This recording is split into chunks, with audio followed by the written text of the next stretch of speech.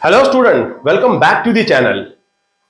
तो मैं जैसा कि accounting for goods and services tax, ये हमारा चैप्टर है क्लास 11th अकाउंट्स। मैं करा रहा हूं चैप्टर 12 जो जीएसटी के ऊपर है।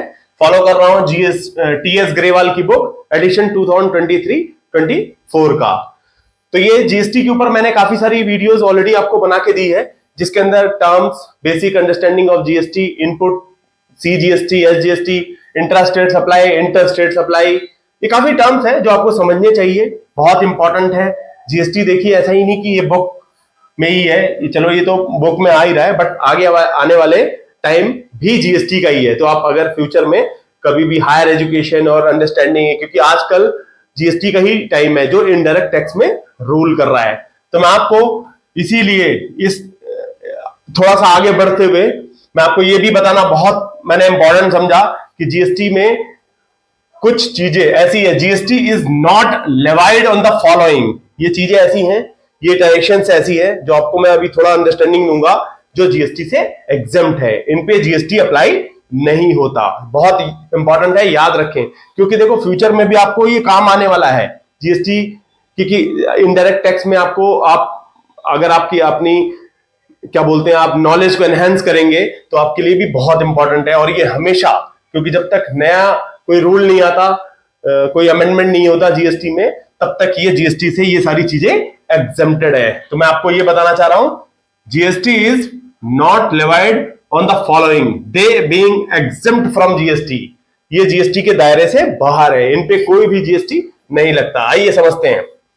सैलरीज एंड वेजेस, पहला, एम्प्लॉइज को जो हम सैलरीज और वेजेस जो हम देते हैं मजदूर को या आप बोलो कैजुअल लेबर को, तो उसके ऊपर कोई जीएसटी नहीं अप्लाई होता। क्या करते हैं बुक्स में एंट्री, मैं आपको थोड़ा सा प्रैक्टिकली सोचने के लिए मजबूर कर रहा हूं यहां पर। आप ये समझें, जब भी एक बुक्स ऑफ अकाउंट्स में हम जनरल एंट्री के फॉर्म में खर्चा को बुक करते हैं, तो हम क्या करते हैं, simple salary and wages account debit to cash या बैंक, यही करते हैं ना। जीएसटी का कोई भी इसमें इंटरवेंशन, जीएसटी अप्लाई नहीं होता, ये ध्यान रखें। दीज आर दी ट्रांजेक्शंस, ये ऐसी ट्रांजेक्शन है जिसमें GST is not levied, GST नहीं लगाया जाता, they are exempted from the GST. पहला मैंने आपको समझा दिया, salary and wages. Educational services दूसरा, देखिए एजुकेशनल सर्विसेज में जिसमें हम पढ़ाई लिखाई से रिलेटेड कोई भी खर्चा करते हैं, तो वो जीएसटी के दायरे में नहीं आता, उसमें जीएसटी अप्लाई नहीं होता। एजुकेशन लोन बोल लो, एजुकेशनल एक्सपेंस बोल लो, एजुकेशन ट्रेनिंग, ये जिस तरह के एजुकेशनल एक्सपेंस हो सकते हैं, उसमें कभी भी एजुकेशनल सर्विसेज में जीएसटी नहीं लगाया जाता। तीसरा, electricity and water, simple, electricity का खर्चा अगर हम पे कर रहे हैं वाटर का, तो उसमें जीएसटी नहीं लगता, जीएसटी ना लगाया जाता है, वो बिल्कुल जीएसटी से बाहर है। हेल्थ सर्विसेज, ये भी बहुत इंपॉर्टेंट है, आप समझिए, मैं आपको एग्जांपल देता हूं।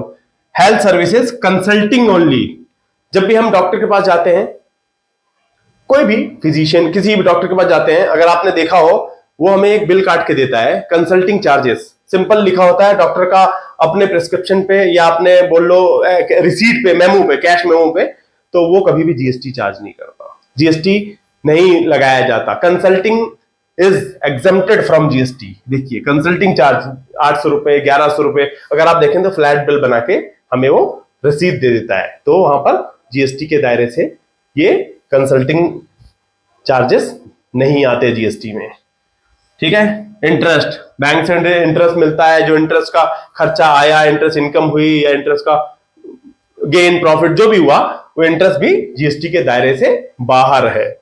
नेक्स्ट है supply of services to the government, जो गवर्नमेंट को जो भी हम सर्विसेज दे रहे हैं, गवर्नमेंट को कभी क्या होता है कि हम किसी एजेंसी, गवर्नमेंट एजेंसीज को सर्विसेज दे रहे हैं, तो आप उसमें जीएसटी चार्ज नहीं कर सकते। GST is exempted on the supply of services to the government.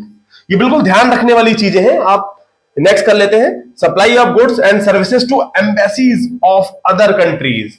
देखिए यहां पर ये भी बहुत इंपॉर्टेंट है, सारे इंपॉर्टेंट है, आप ये समझे, जो हम गुड्स या सर्विसेज या बोथ हम सप्लाई कर रहे हैं बाहर अदर कंट्री के एम्बेसीज को, वो भी जीएसटी के दायरे में नहीं आता। याद रखें, these are the transactions, these are the expenses और transactions which are exempted from GST. Next is traveling expense claimed by staff. अगर आप ये देखिए LTA या अब आप ये मानिए एक बिजनेस में एम्प्लॉय क्लेम भी करता है बिजनेस से, अपनी कंपनी से, कि भाई मेरा ये खर्चा हुआ है ट्रैवलिंग का, आप मुझे इसका रिम्बर्समेंट कर दो, तो वो रिम्बर्समेंट वाली चीजें हो गई ना। ट्रैवलिंग एक्सपेंस क्लेम कर रहा है वो बाय स्टाफ ने क्लेम करा है, तो वो भी जीएसटी के दायरे से बाहर है। मैं उम्मीद ये करता हूं कि आपको ये सारी टेंशंस अपने दिमाग में एक तरह से बैठ गई होंगी कि दीज आर दी टेंशंस। आप अच्छे से इसको, मैं कह रहा हूं कि आप इस वीडियो को एटलीस्ट 2 बार जरूर देखें, क्योंकि इससे आपको बुक में जाकर के याद करने की जरूरत नहीं पड़ेगी कि दीज आर दी टेंशंस, ये ऐसी टेंशंस है जो जीएसटी से एग्जेम्प्ट है। आप इसी को फॉलो करें, इसको समझें, अपने आप आपको दिमाग में बैठ जाएगा कि इन पे जीएसटी नहीं लगता। मैं उम्मीद ये करता हूं कि आपको ये चैप्टर, ये अंडरस्टैंडिंग बहुत अच्छे से समझ में आ गया होगा कि कौन कौन सी टेंशन है जो जीएसटी जिसमें नहीं लगता। तो इसे ज्यादा से ज्यादा लाइक करें, शेयर करें, और मेरे चैनल पे अगर आप नए हैं तो उसे सब्सक्राइब भी करें। Thank you, thanks for watching.